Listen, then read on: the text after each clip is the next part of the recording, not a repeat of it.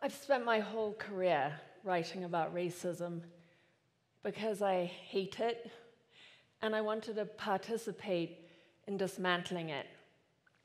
It took me 17 years to realize that the only racist I could heal was, of course, myself.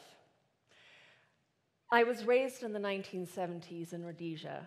From its inception, a pariah state, Rhodesia was one of only two white settler-run countries in Africa, the other being, of course, South Africa, which is why we lived there, because my parents loved the continent, but only the bits run by and for white people.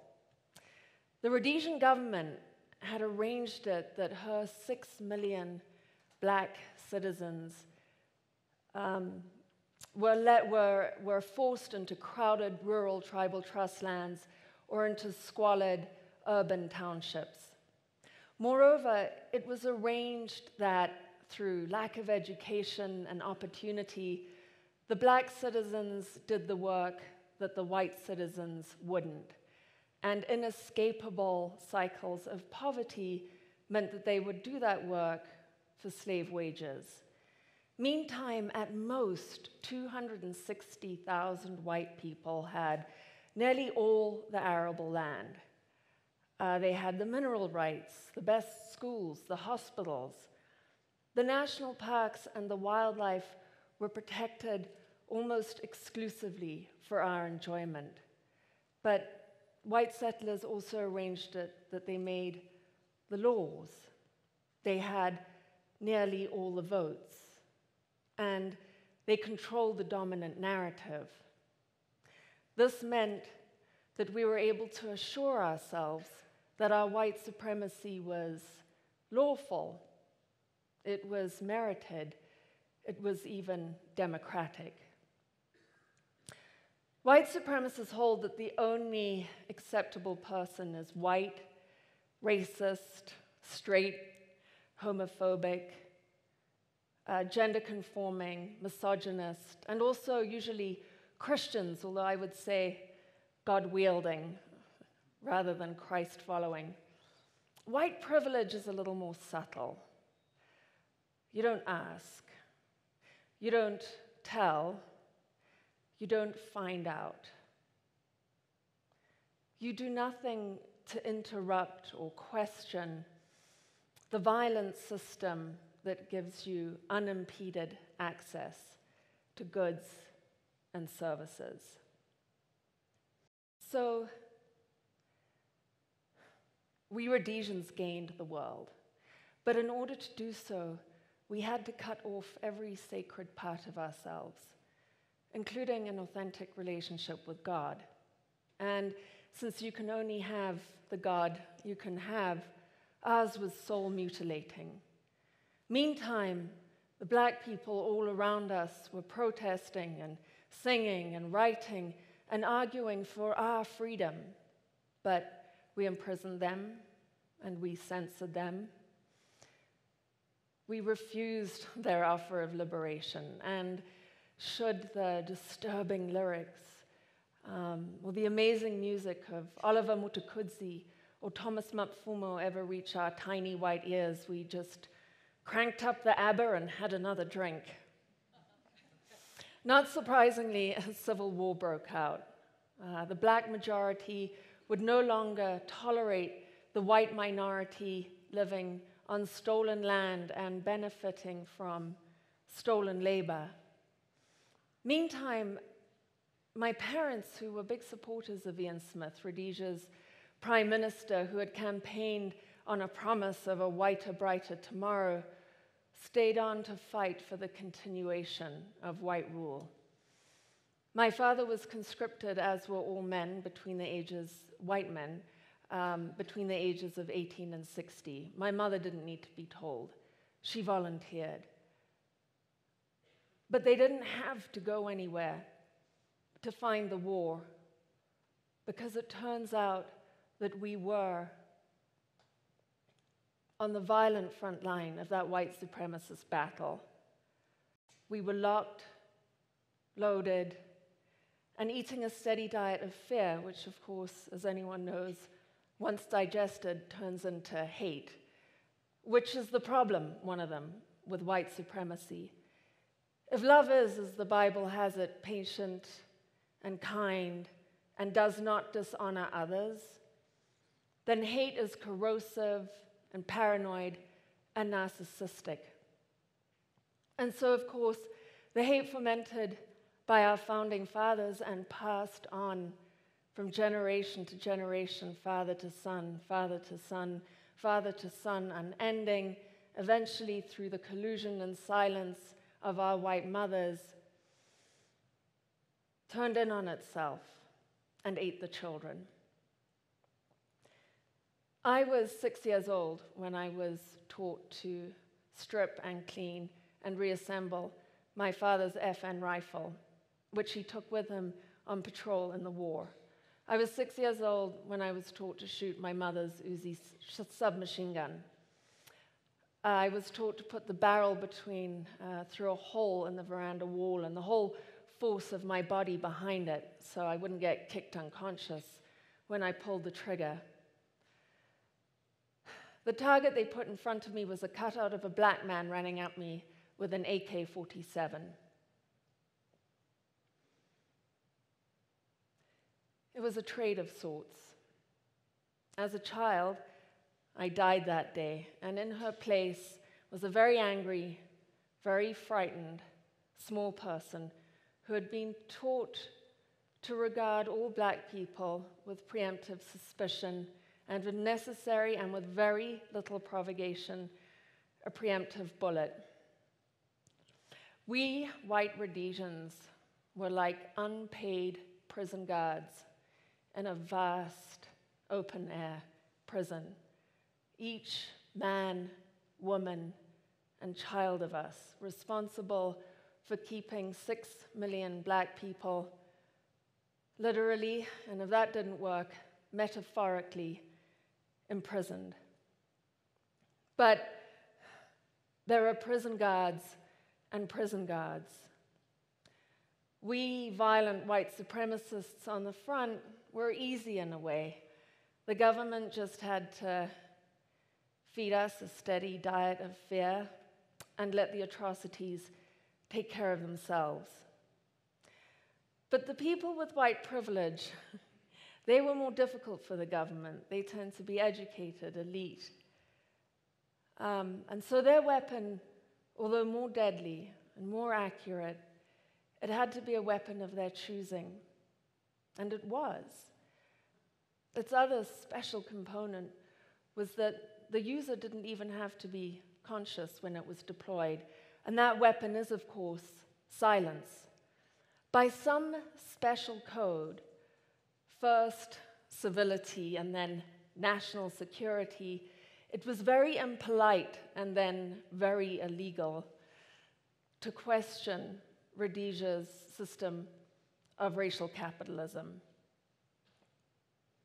The system crumbled anyway, and Rhodesia's system of racial capitalist kleptocracy morphed into the elitist capitalism kleptocracy of Robert Mugabe. Hurt people hurt, violently governed people govern violently. They do not call it cycles of violence for nothing.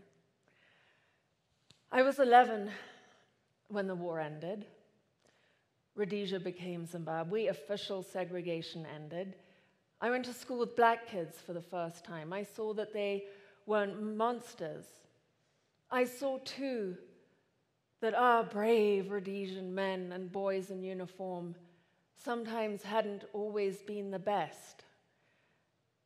I saw and realized the lies that had been told to me, and I was saddened. Liberation, right? I thought so.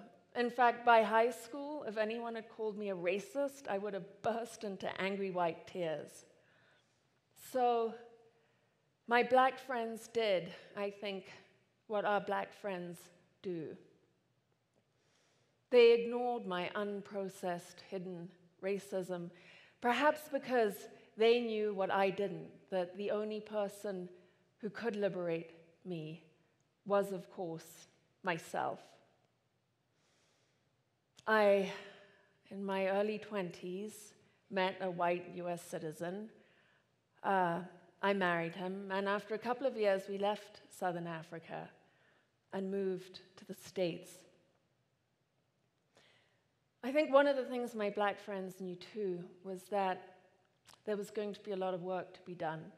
After all, I had grown up in one of the most objectively racist countries on earth, and yet when it was all done, no one thought to go back in and undo the racism. We all just pretend it wasn't us. We weren't the ones.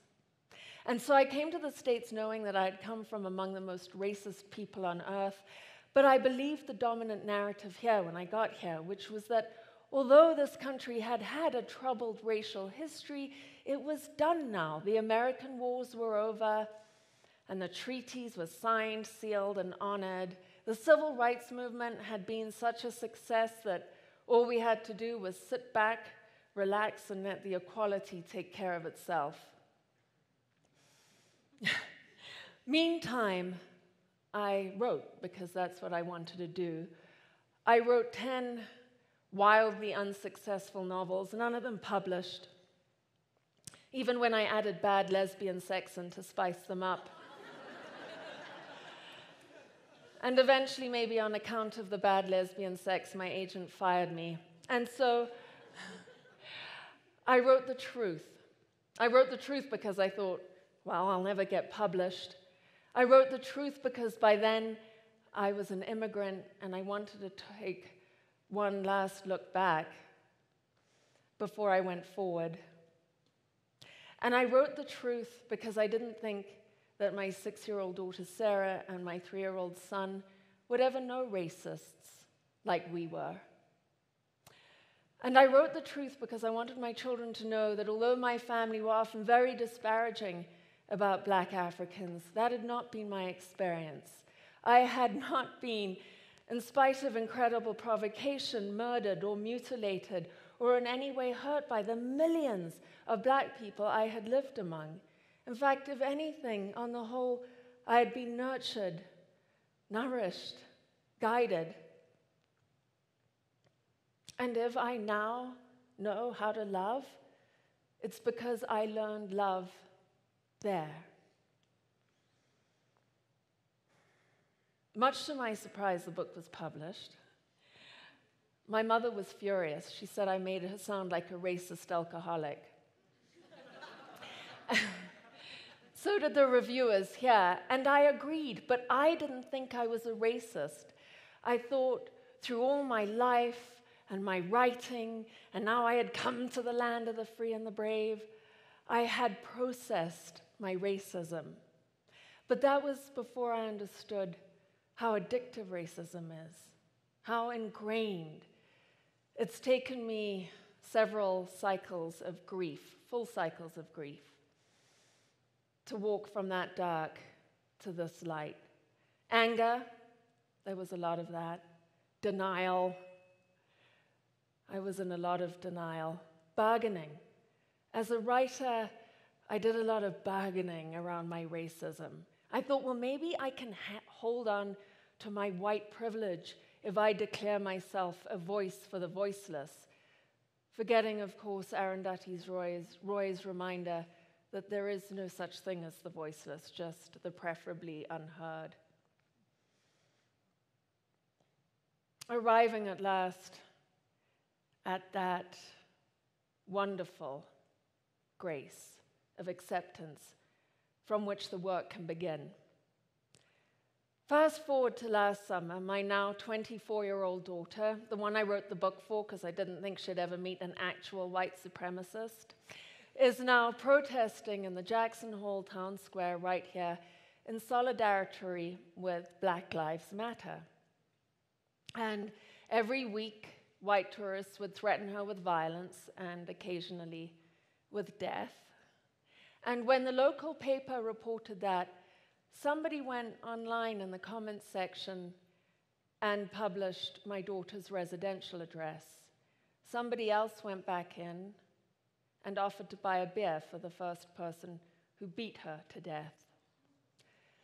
We are shocked, but our black brothers and sisters have been warning us for centuries that our racism is that violent. I have to ask the question, if a tree falls in the forest and no one with white privilege hears it, did it fall? We have to change the quality of our listening. My grandparents were racist. Their grandparents were racist. My parents were racist. My sister and I were raised to be racist. I have racist relations, young and old, on 3 continents. It is not automatic that we walk from the dark to the light, and it's not automatic that we stay in the light once there. Somebody has to lead the way. Somebody has to hold the door open. I'm proud my daughter exposed and challenged racism in Jackson Hole, Wyoming, but it's not her job alone. It's our job.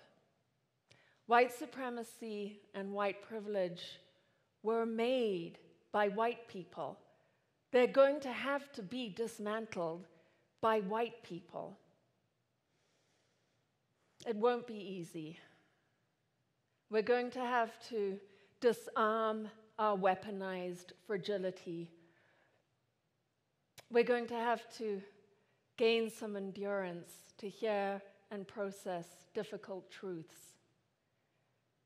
And we're probably going to have to ask for humility for the journey on our knees.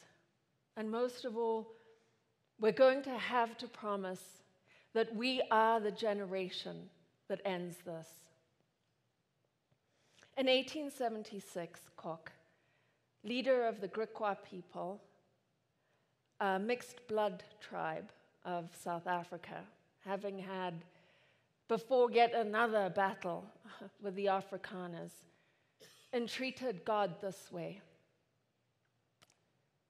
He said, "O Lord, in spite of a great many prayers to you, we are constantly losing our battles, which is why I must talk to you.